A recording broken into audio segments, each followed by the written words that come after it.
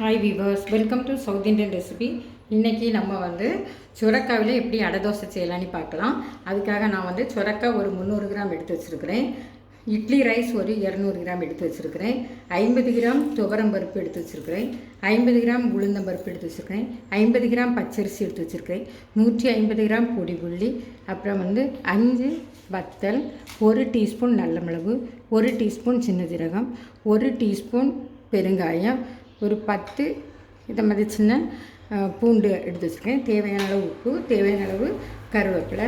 நம்ம இதை எப்படி செய்யலான்னு பார்க்கலாம். இப்போது நம்ம இந்த அரிசி, பச்சரிசி, துவரம்பருப்பு, அப்புறம் இந்த உளுந்து இவ்வளோத்தையும் நம்ம ஒரு 2 ஹவர்ஸ் தண்ணியில் ஊற போட்டு எடுத்துக்கணும்.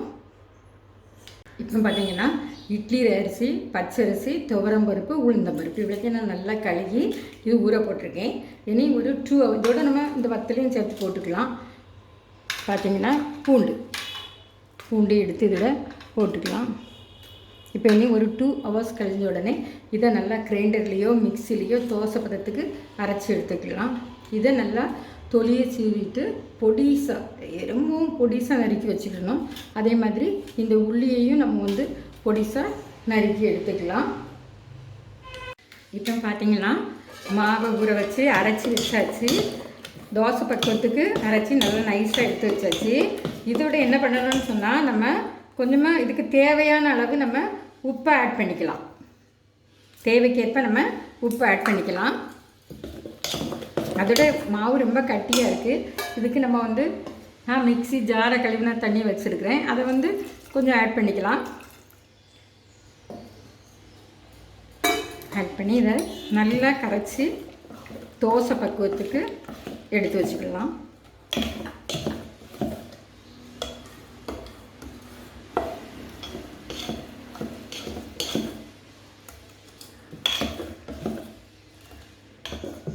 நல்லாவே கரைச்சாச்சு. இதை என்ன பண்ணலாம் அப்படின்னு சொன்னால்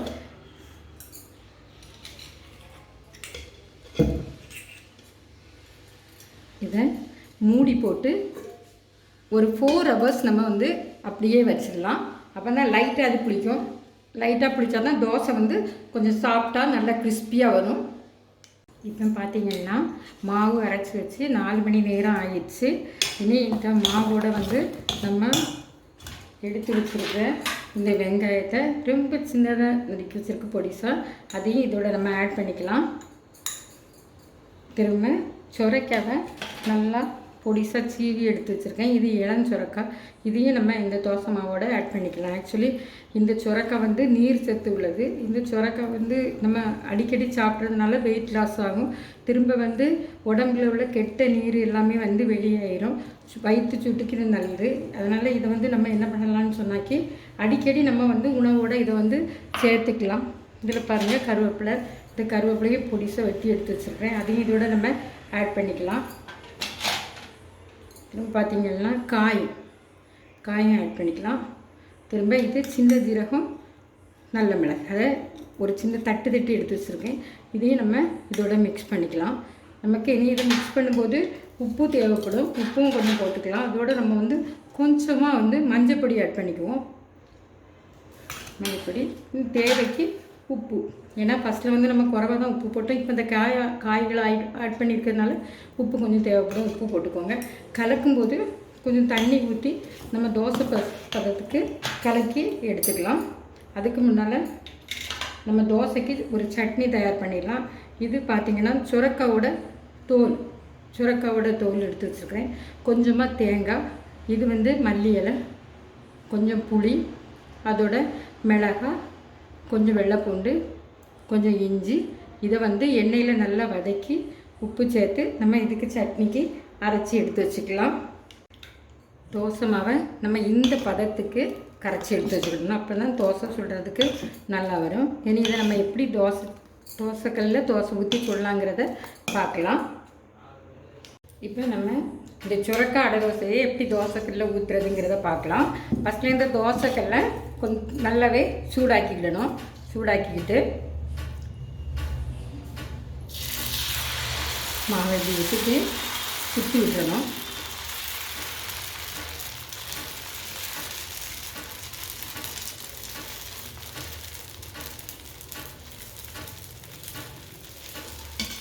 இது சைடில் பிடிக்காமல் இருக்கிறதுக்காக நம்ம கொஞ்சமாக எண்ணெய் எப்படி ஊற்றிக்கலாம்.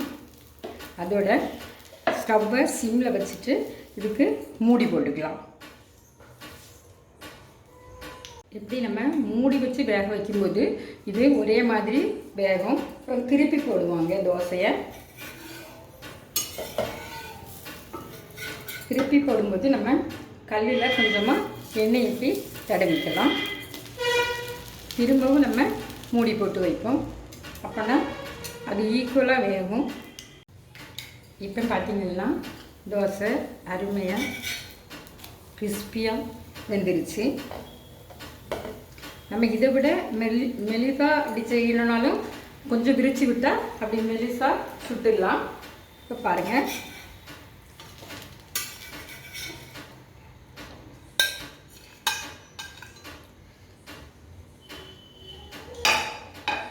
இப்போ இன்னொரு தோசை நான் ஊற்றி எப்படி செய்யணும்னு சொல்லி காட்டித்தரேன். கொஞ்சம் மெலிசாக அப்படி சுடணும் அப்படின்னு சொன்னால் கொஞ்சம் கூட கொஞ்சம் விரிவாக இப்படி சுற்றி விட்டுக்கலாம்.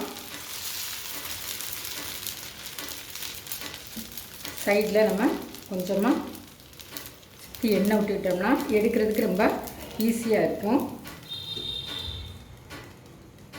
சாதாரணமாக இது வீடுகளில் 2 தோசை சாப்பிட்றவங்க கூட இந்த சுரக்காய் அடை தோசைன்னா 4 தோசை சாப்பிடுவாங்க. அந்த அளவுக்கு இந்த தோசை வந்து ரொம்பவே டேஸ்டியாக இருக்கும். அதோட இது வந்து ஹெல்த்தியாக வேறு இருக்கும் பார்த்திங்களா. அதனால் இதை நம்ம அடிக்கடி வீடுகளில் இப்படி நம்ம செய்யலாம்.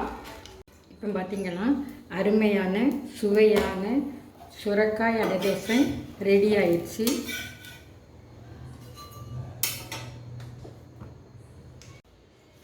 அருமையான சுரக்காய் தோசை ரெடி ஆயிடுச்சு. இது ஆரோக்கியத்திற்கு ரொம்பவே நல்லது. அந்த சுரக்காய் தோல்லையே நம்ம அழகான சட்னி தயார் பண்ணிட்டோம். சுவையான சட்னியும் கூட. இது வந்து ரொம்ப ஈஸி இந்த சட்னி செய்கிறதுக்கு. ஸோ நீங்கள் வீடுகளில் இதை செய்து பாருங்கள். ஏன்னா இது வந்து சின்னவங்க முதற்கொண்டு பெரியவங்க இதை விரும்பி சாப்பிடுவாங்க.